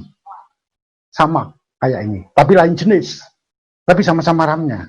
Jadi Mas tadi yang nanya apa bedanya RAM dengan ROM. Nah, contoh RAM salah satunya SSD itu juga. Tapi ingat, SSD itu nggak semuanya menggunakan RAM, tapi ada yang menggunakan yang lain ya. Nanti itu ada detailnya, karena SSD itu ada berbagai jenis tuh SSD itu. Oke, mayoritas mereka menggunakan RAM. RAM ini memiliki kecepatan yang sangat tinggi. Sedangkan hard disk, dia tidak menggunakan ini, tapi dia menggunakan piringan yang disebut platter. Nah, di situ itu gerakannya lamban. Ambil hard disk yang di tempat hard disk di sana itu yang sudah terbuka. Yang sudah terbuka. Itu ada di apa namanya, ada kayunya. Saya tunjukkan nanti yang di hard disk. Jadi kalau SSD kalau kita buka, nanti di dalamnya ada chip-chip semacam ini ya, tempat nyimpan data. Ini kecepatannya tinggi. Hampir sama dengan RAM. Kalau hard disk, data disimpan di dalam platter semacam ini. Ini. Ya. Dan ini gerakannya lamban. Ya. Jadi kalau ada di sini, pasti lamban ini, ada di sini. Ini platter namanya ini. Ini yang disebut disk itu. Ya. Sedangkan kalau SSD di dalamnya adalah berupa ini. Chip-chip kayak begini. Di mana kecepatan ini nggak banding dengan ini. Jauh sekali. Jauh sekali. Bisa 100 kali lipat. Atau mungkin lebih. Kalau ini cepat. Karena dia tidak ada gerakan mekanik. Ini gerakannya elektris. Artinya listrik yang masuk ke sini. Listrik itu nanti yang bawa data itu listrik. Ya. Dia ke bawah sini cepat sekali kecepatan listrik. Sedangkan ini enggak. Karena dia harus ditulis dengan menggunakan head. Ini headnya ini yang jalan ini ya. Nah, ini nulis ini nanti. Nulis di permukaan ini. Jadi yang ditulis di atas ini. Ini ada alat tulisnya. Dia akan nulis. Sementara ini berputar demikian, dia menulis. Ini yang jadikan lamban. Karena ada gerakan mekanik. Sedangkan ini nggak ada mekaniknya sama sekali yang namanya SSD tadi. Nah, sementara untuk itu ya, nanti penjelasan lebih jauh kita bicara SSD. SSD ini apa teknologi baru, nggak banyak orang tahu ya tentang apa SSD itu sendiri. Nah, jawaban sementara yang bisa saya sampaikan itu, soalnya nanti kalau saya sampaikan sampai jauh ya, kayaknya dasarnya belum apa. Ya, oke. Bagaimana Mas Akbar? Jawaban ini untuk sementara. Ya, Pak. Ya, sambil nunggu nanti ya pada sesi berikutnya. Ya. Ya. Terima kasih, Pak. Sama-sama. Silakan yang nanya lagi. Ada yang nanya lagi? Ada Bu. Assalamualaikum warahmatullahi wabarakatuh. Waalaikumsalam. Pak mau tanya. Ya. Pak mau tanya apa hubungan karakter dengan bait? Oh ya. Namanya dulu, Ri. Nama Rika Nur Puspitasari dari kelas 11 TKJ 2. Oke, ya Mbak Rika ya. Oke, Pak. Oke, langsung saya jawab. Kalau karakter karakter pengertiannya adalah notasi. Notasi itu apa? Tanda-tanda seperti huruf, ya, itu notasi. Titik, koma itu notasi. Angka itu notasi. Ini disebut karakter. Jadi sebuah istilah yang digunakan untuk menyebut berbagai notasi yang ada, yang biasa digunakan untuk baca tulis. Jadi itu sebuah istilah aja. Kayak gini loh, huruf itu apa sih? Huruf itu A, B, C, D. Jadi huruf itu apa? Istilah aja. Istilah untuk menyebut A, B, C, D lagi. Nah, kalau karakter itu istilah untuk menyebut semua. Apa jenis mental suaranya? Itu untuk menyebut semua. Jadi huruf, angka, tanda baca, semuanya disebut karakter. Nah, ini pengertian karakter. Kalau bait itu satuan. Satuan yang menyatakan dalam media penyimpanan, media simpan itu bisa flash disk, hard disk, SSD, ya, memori utama. Jadi itu satuan yang digunakan untuk menyebutkan berapa banyak karakter yang bisa disimpan di dalam media simpan ini. Jadi istilah yang digunakan untuk kemampuan atau daya simpan dari sebuah media penyimpanan. Bait. Jadi bait itu satuan. Kalau karakter itu adalah istilah untuk menyebut notasi tadi. Jadi kalau kita mau ada hubungannya apa? Ya silakan dipikir sendiri. Hubungannya begini, karakter. Oke. Banyaknya karakter dinyatakan dalam bentuk bait. Misalnya, banyaknya karakter ini 100 bait. Artinya ada 100 karakter. Karakternya ada 1000 bait. Artinya ada 1000 karakter. Kalau 1000 bait. Ya. Kalau orang berkata, banyaknya karakter ini adalah 1 megabyte. Mega artinya juta. Berarti 1 juta bait. Artinya karakternya ada 1 juta karakter.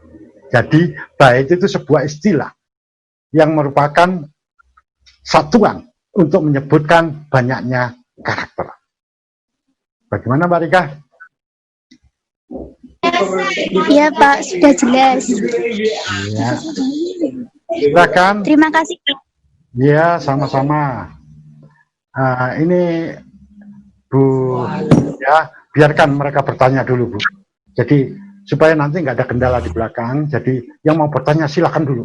Ini kesempatan mereka. Iya. Ya, silakan. Oke. Ada yang ditanyakan lagi. Ayo mumpung ada waktu ini. Onje, ayo silakan. Ama, sama kelas. Nama Ahmad Nurski dari TKJ 1, Bu. Iya. Pak, Iya, Iris.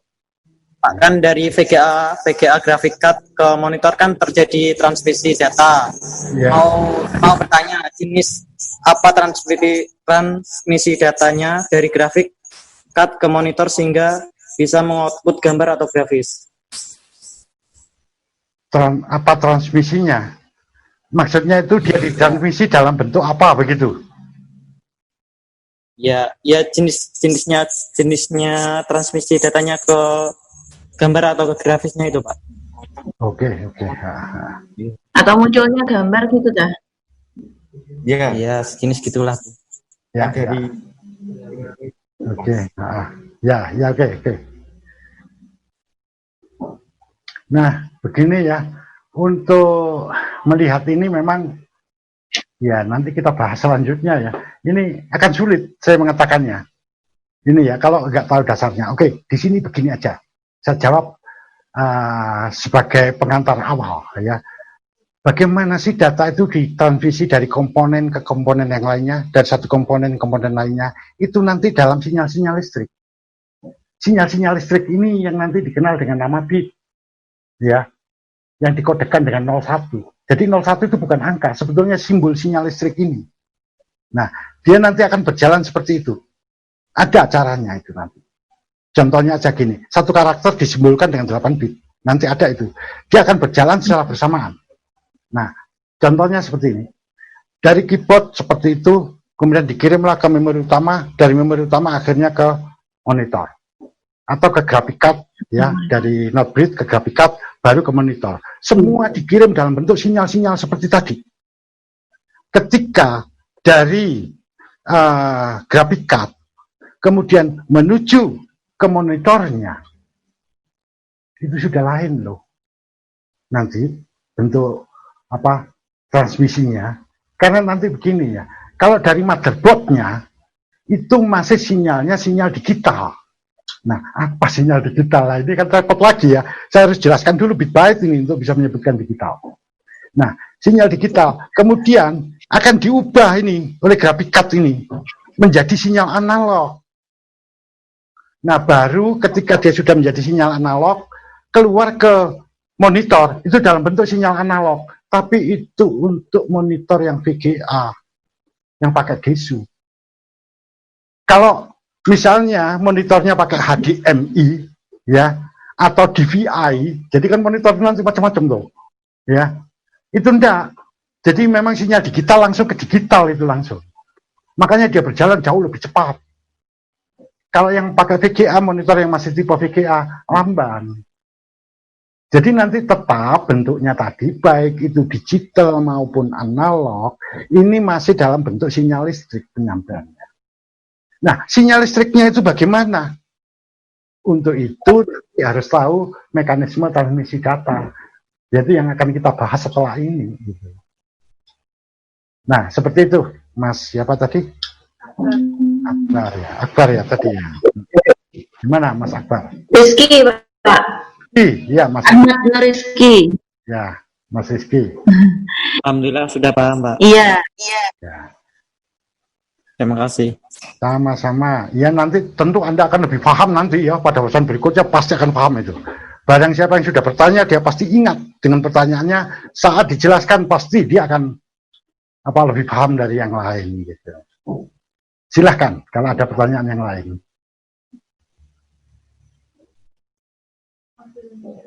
Oh ya, ya udah, saya lanjut. Baiklah, saya lanjutkan. Mari kita perhatikan gambar ini.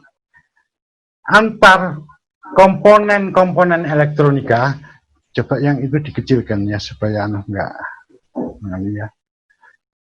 Antar komponen elektronika, yaitu dari I/O controller menuju ke shortbread, ke notebread, dan selanjutnya kemana-mana ini dihubungkan oleh saluran.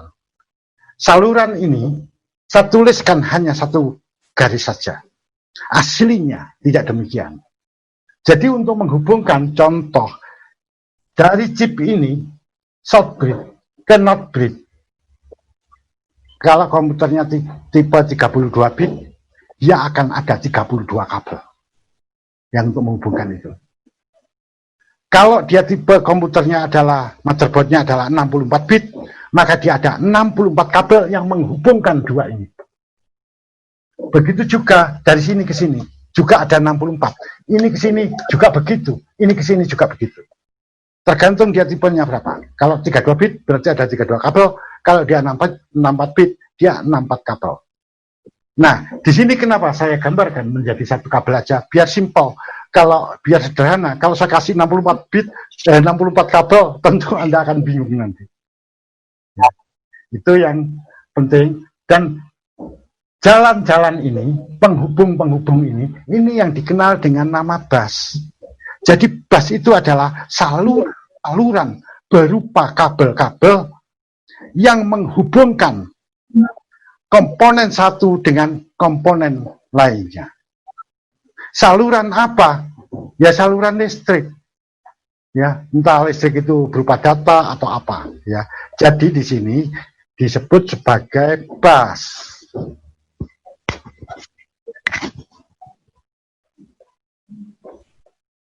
Ini.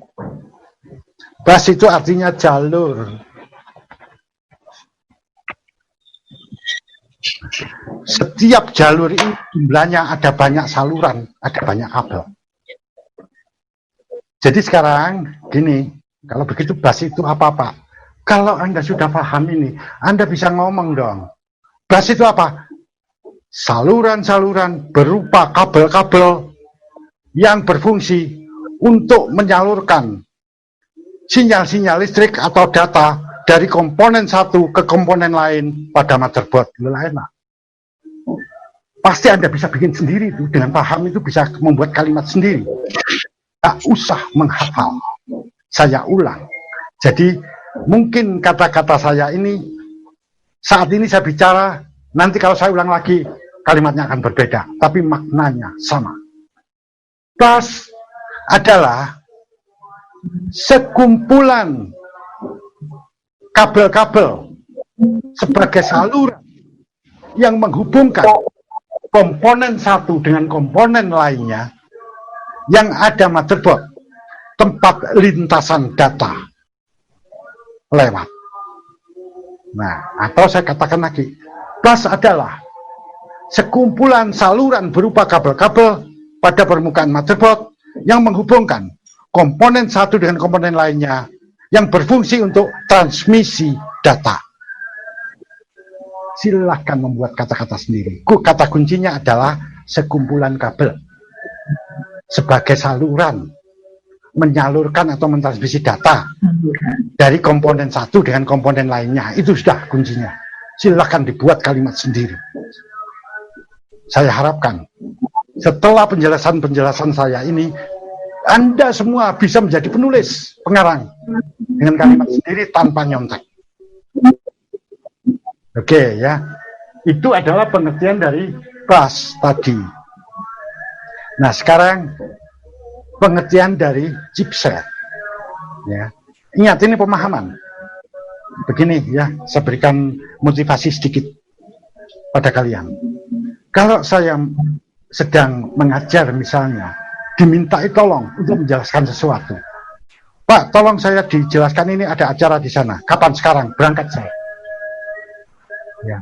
Orang lain, Pak sekarang Pak, padahal dia nganggur. Waduh, nggak bisa saya minggu depan. Setelah saya bertanya, kenapa ya minggu depan, sekarang aja. Wah, harus belajar lagi Pak, saya baca dulu. Itu tanda dia nggak paham. Kalau paham, kapanpun dia siap. Ya, karena semuanya sudah ada di otak. Jadi nggak perlu menghafal. Yang penting pemahamannya. Nah, seperti itulah Anda seharusnya belajar. Jangan membaca dihafal, jangan dipahami. Baik, saya lanjut. Apa fungsi daripada chipset ini? Chipset ini fungsinya adalah mengatur aliran data. Kuncinya mengatur aliran data.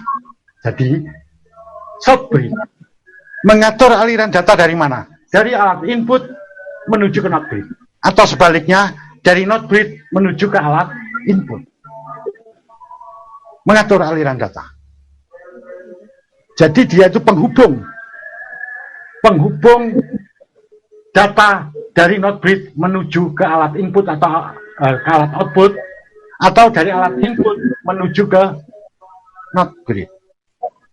Jadi dia penghubung dan pengatur aliran. Saya berikan contoh seperti ini. Kenapa? Di buku-buku di internet dituliskan bahwa chipset itu seakan-akan polisi lalu lintas, katanya. Polisi lalu lintas data. Memang ya, contoh polisi ya, ada di perempatan jalan. Maka dia akan bilang, stop, jalan. Nah, dia ngatur agar yang lain berhenti, ini jalan. Setelah itu, stop, jalan. Nah, dia mengatur seperti itu. Sama, di sini sama. Ketika ada aliran data dari sini, yang lain di stop. Dialah yang mengatur itu. Nah, itu shortbreed tadi. Bagaimana dengan notebreed? Sama, dia mengatur aliran data. Data dari mana? Data yang berasal dari shortbreed yang menuju ke memori utama, atau dari memori utama menuju ke CPU, atau dari memori utama menuju ke kartu grafis. Jadi dia mengatur aliran data ini. Ini kelihatan nih di sini. Kalau shortbreed mengatur aliran data ini yang garis-garis ini.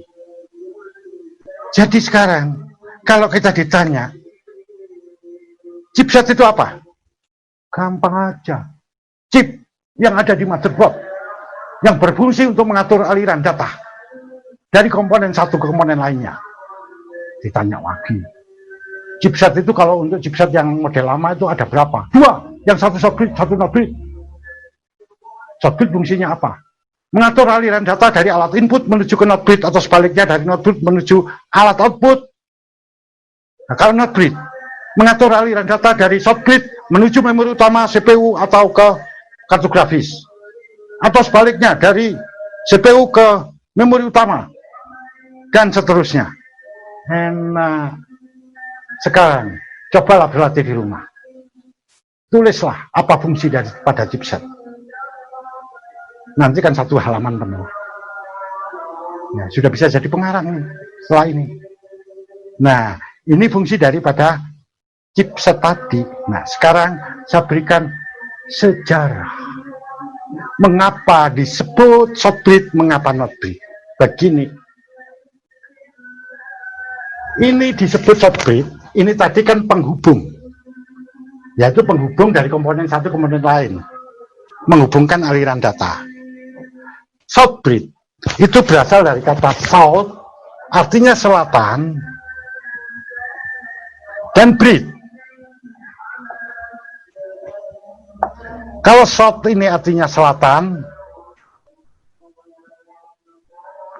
bridge artinya penghubung atau jembatan. Atau jembatan. Kalau kita artikan south bridge, berarti penghubung selatan. Ya. Jadi begini, mengapa dia disebut begitu? Perhatikan motherboard ini. Dalam suatu peta, itu sudah biasa sebelah atas ini disebut utara. Sebelah bawah, mata anginnya disebut selatan. Nah, ini dalam peta. Orang membuat motherboard sampai sekarang, selalu akan dibuat seperti itu. Nah, tanda utara adalah yang ada prosesornya, itu dianggap utara. Jadi dia diletakkan di atas. Nah, jadi bentuknya menjadi seperti ini. Otomatis, di sini chipset tadi ada dua, yaitu chipset yang di sebelah utara dan chipset yang di sebelah selatan. Sedangkan chipset berfungsi sebagai penghubung. Nah, di sini short bridge, penghubung selatan. Ini. Not bridge, penghubung utara. Iya. Nah, itulah asal kata dari not bridge dengan short bridge. Memang keduanya itu adalah penghubung. Sekaligus mengatur aliran data. Yang satu letaknya di utara, yang satu letaknya di selatan. Dua-duanya fungsinya sama, yaitu selain penghubung juga mengatur aliran data. Bedanya komponen mana yang dihubungkan. Kalau short bridge dari alat input menuju ke not bridge, kalau not bridge adalah menghubungkan ke komponen 3 ini. Perbedaannya di situ. Ibaratnya begini nih. Ada polisi lalu lintas. Polisi lalu lintas tugas utamanya mengatur lalu lintas. Tapi polisi lalu lintas itu banyak sekali. Di Kota Malang ada polisi lalu lintas. Di Nganjuk ada polisi lalu lintas. Tugasnya sama, mengatur lalu lintas. Cuma di sana mengatur lalu lintas yang ada di Nganjuk. Dari kota A menuju kota B dan seterusnya. Yang di Malang juga begitu. Jadi di sini sama-sama polisi lalu lintas, namun berbeda. Sehingga kalimatnya polisi lalu lintas Nganjuk dan polisi lalu lintas Malang. Sama aja ini. Short bridge dan not bridge. Nah, ini fungsi daripada chipset tadi. Bagaimana dengan I/O controller? Sama aja. Dia mengatur aliran data dari port PS2, serial, paralel, dan FDD menuju ke short bridge. Jadi gampang kalau kita harus menyebutkan fungsinya. Jangan pernah dihafal. Melihat gambar ini aja kalian sudah tahu. Nah, ini fungsi untuk itu. Jadi sekarang contoh lagi ini. Fungsi memori utama tadi dia nyimpan data ketika data masih nyala. Kalau komputernya mati ya datanya hilang semua. Nanti ini juga troubleshooting gitu. Contoh gini. Pak, kalau komputer saya terkena virus. Katanya virusnya nyimpan di RAM, ya pasti. Kalau virus nyerang itu pasti nyimpan di RAM. Nah, terus nanti kalau besok saya pakai virusnya ada lagi. Pertanyaan ini konyol ya. Ya sudah, kalau komputernya mati, ya sudahlah. Begitu komputer mati ya virusnya hilang dong. Dia tersimpan di RAM. Nyatanya Pak, besoknya saya nyalakan, virusnya ada lagi. Ya begini loh, virus itu mungkin sudah tersimpan di hard disk Anda. Jadi ketika komputer mati kemudian dinyalakan, membaca program-program yang ada di hard disk, virusnya terikut tersimpan di RAM. Nah, begitu komputer dimatikan, ya virusnya hilang lagi. Besok dinyalakan lagi, lah kan baca dari hard disk. Ikut lagi virusnya ke RAM, ya terus kayak begitu. Jadi artinya RAM sendiri tidak pernah bisa diserang virus. Yang diserang virus itu hard disknya. Dia hanya sementara sifatnya. Nah, ini satu troubleshooting juga ya, bagaimana cara kita menanggulangi ini. Dari pengetahuan ini nanti Anda juga bisa menangani. Bagaimana ya kalau sudah keserang virus? Gampang aja kok sebenarnya. Kalau kita tahu, loh ada virus, misalnya antivirus mendetek ada di RAM. Jangan lakukan saving. Langsung matikan aja komputer, nggak masalah. Lebih baik install lagi daripada diserang virus. Tapi nggak gitu kok, dimatikan nanti dia akan melakukan perbaikan secara otomatis. OS-nya nanti, ya matikan aja, jangan di-shutdown. Nah, saya sudah terlanjur ketik banyak, ya biarin hilang, nanti ketik lagi. Tinggal pilih, mau diserang virus atau enggak. Mumpung dia masih di RAM. Kalau dia sudah terlanjur masuk, ya sudah apa daya, kan kayak begitu. Oke ya, jadi sebetulnya pengetahuan-pengetahuan semacam ini bisa menimbulkan ini apa ya? Anda bisa temukan semuanya nanti troubleshooting itu dengan jelas, asalkan tahu teori-teori semacam ini. Oke ya, saya connect dulu ke Budia. Budia, halo. Halo. Ya. Ini Pak.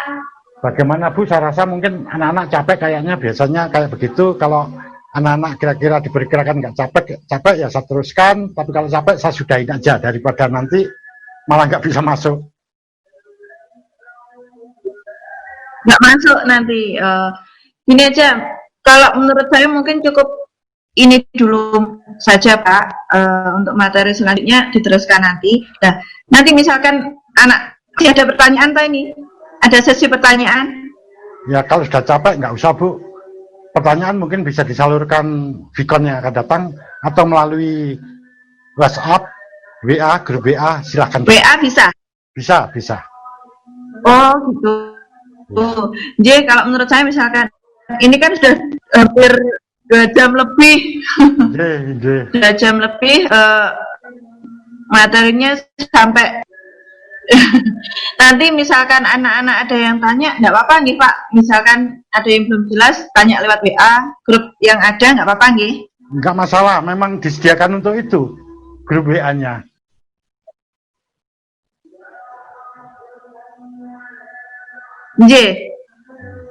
Ya, silakan Bu. Bagaimana kita tutup? Jadi nggak hanya di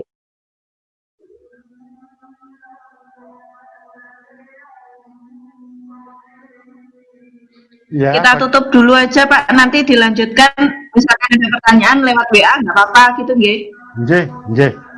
Nggih. Kalau begitu silakan Budia untuk menutupnya. Saya mengundurkan diri. Selamat belajar kepada para siswa. Semoga penjelasan tadi bisa dipahami sepenuhnya dan semoga Allah merahmati Anda semua. Wassalamualaikum warahmatullahi wabarakatuh.